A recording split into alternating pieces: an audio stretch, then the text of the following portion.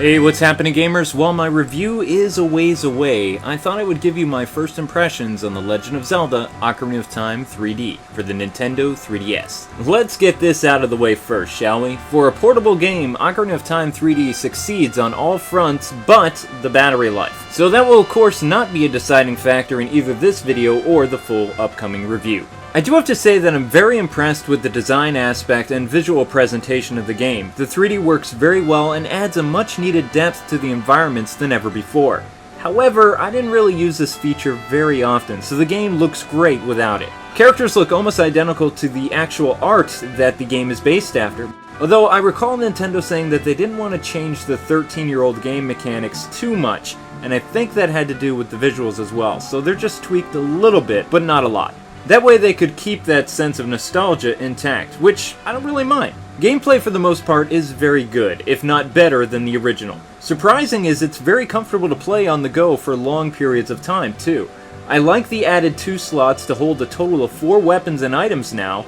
I like how effective the touchscreen complements the actual game with integrating the menu, bringing up songs quicker for the ocarina, and other things. Nintendo has also added a hint system similar to the Super Guide that we saw in Super Mario Bros. Wii and, of course, Donkey Kong Country Returns. There is also motion controls with the gyroscope, which I gotta say I was on the fence about, but having the option to turn it on or off and just play it traditionally was a wonderful inclusion. In terms of things I don't like about this game, for one, Master Quest is not unlocked when you start the game. Some of us have already played the game on more than one occasion the last decade or so for older fans it would have been nice to have that unlocked right away, or maybe given us a code or something from a pre-order.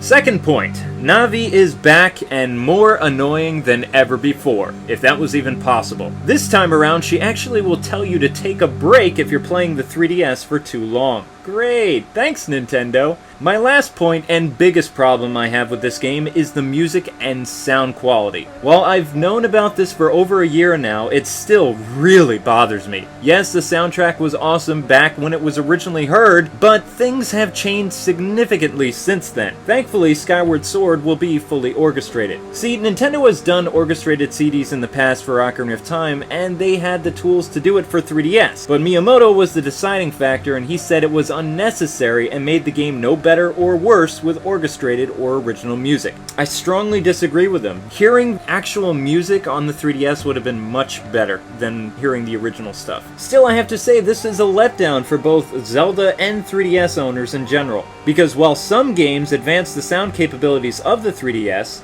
Ocarina of Time 3D takes a giant leap in the past. With my minor gripes aside, I have to say this game is definitely worth a buy though. While some played it on the N64 like me, the subtle differences of the new game is enough for older fans to own it again.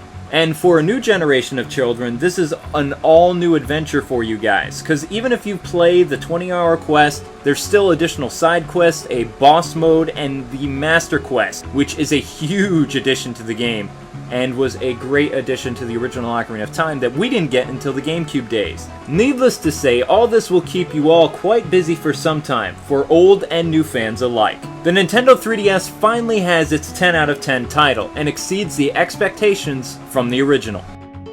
Well, this wraps up my first impressions on The Legend of Zelda Ocarina of Time.